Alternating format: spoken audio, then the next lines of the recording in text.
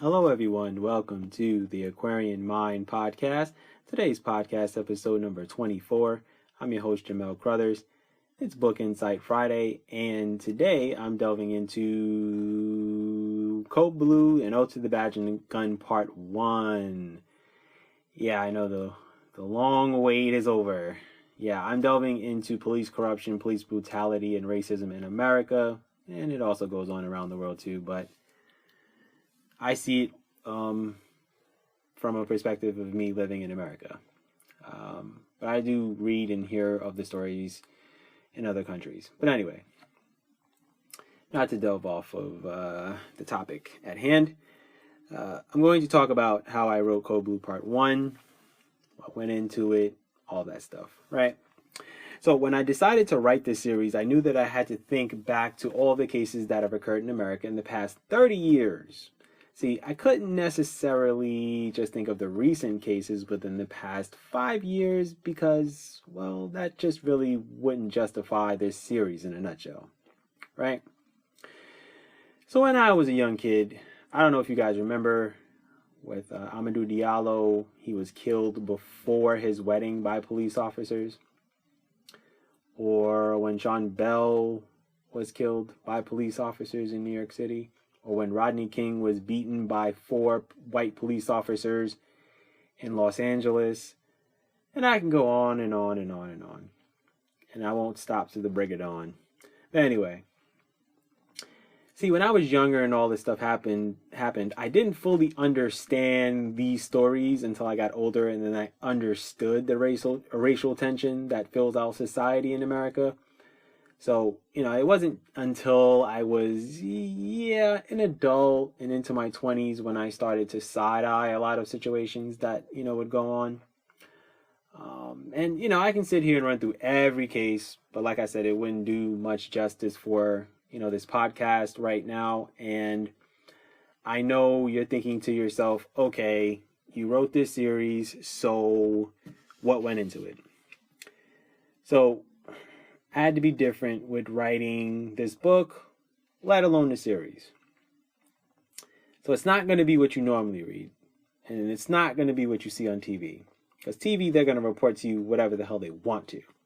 They're not going to report to you everything. And everything's color-coded on TV, and everything's numerical, and it's all of this agendas and propagandas, I guess.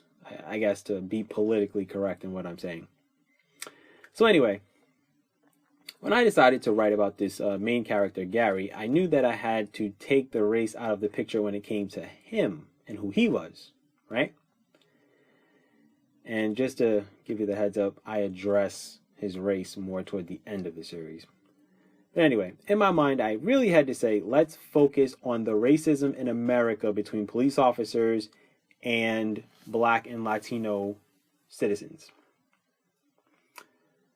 What is not discussed is how there are Black and Latino police officers who are really racist against their own. So it's not necessarily just white cops versus Black and Latino men. Believe it or not, there are a lot of Black and Latino cops that are against their own.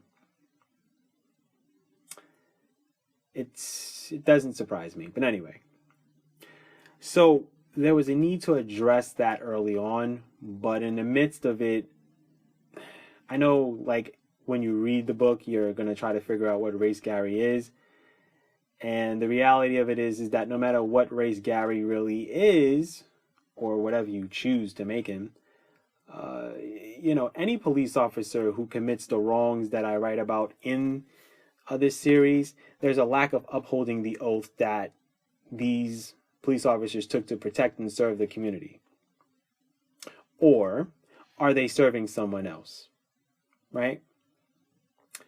It becomes, like I said, following agendas and doing what you're told regarding Black and Latino men and citizens of this country. We lose a sense of the things, that are going on. And I say this because people have this mentality of, well, it's not happening to me, so I'm good. And then it happens to them, and then at that point, it's just too damn late. And now we have to really address it, right? So there's this problem of humanity and people's mindsets on the fact that it's like out of sight, out of mind because it doesn't directly affect me. And it's sad. It really is. But what I will say is that Gary is a combination of protagonist and antagonist as a character. Protagonists are positively influenced characters that are in books, and antagonists are characters that you gotta question and whether they are good people, things of that nature. Just to kind of give you a breakdown of that. Now, Gary is a good cop, but he gets caught up in a lot of things that he never thought he would be getting caught up in. So, in a nutshell, it took a lot to write just part one because I'm addressing corruption and police brutality and racism and prejudicial shit. All while kind of keeping Gary's thoughts and feelings in the mix of it.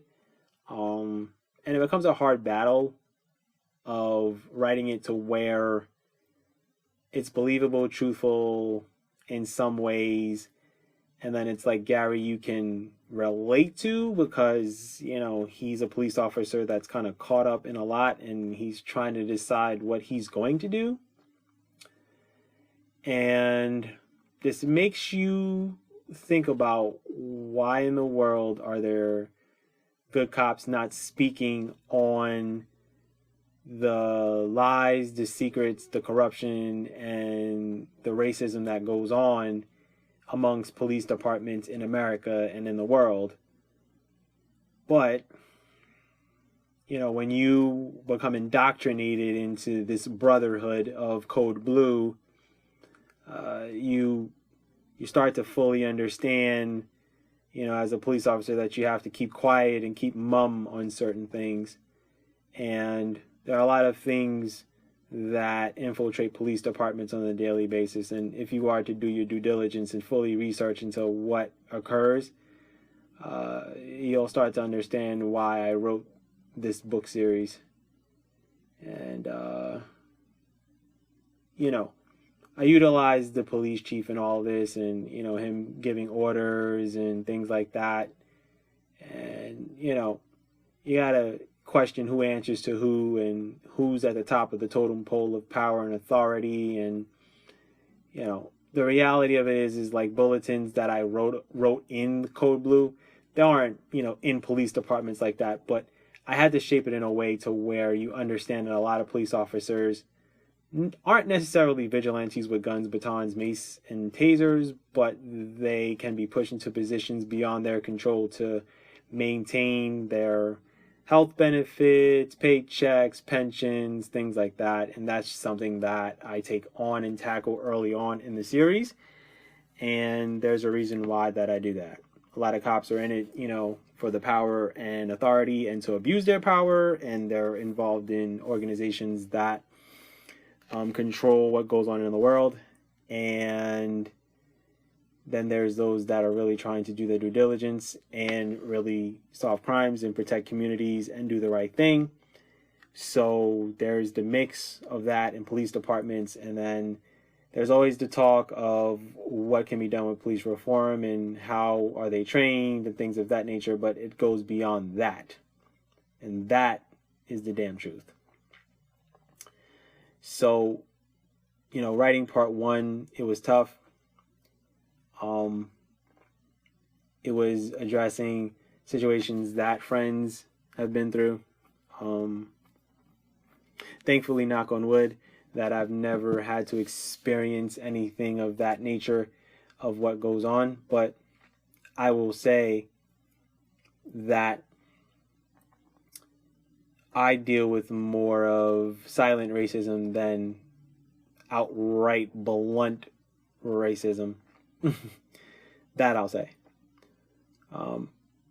And I'm not going to sit here and say I enjoyed writing Code Blue 1 and 2, 3, 4, and 5. No, I'm not going to sit here and say that. But I am going to sit here and say that I did, some research and kind of, gauge things. And then also, while I'm writing this book, I'm, also looking at the nature of America in society. And I know that when I was writing it, it was, I know it was after Sandra Bland died in police custody. I do remember that, and I know that someone else was killed, and it made national news or something of that nature.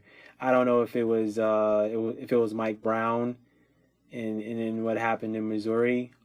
It's very possible that was another case that I saw and knew that I had to step up to the plate and write. But I know that there were some cases that were going on to where I knew that Code Blue 1 definitely needed to be written for sure. And then as I've said in previous podcasts, I got to a place where I said, okay, I've got to write a series on this, and that's when I started digging a little bit deeper into previous police cases of other police departments and government organizations. And you guys will learn of that in these next few podcasts on Book Insight Friday regarding these police officers and things of that nature. So it was good for me to write this stuff so I can address, okay, this is what's going on. But it's sad that I have to write about these types of issues that are going on. So it's mixed feelings in regards to, writing this kind of content.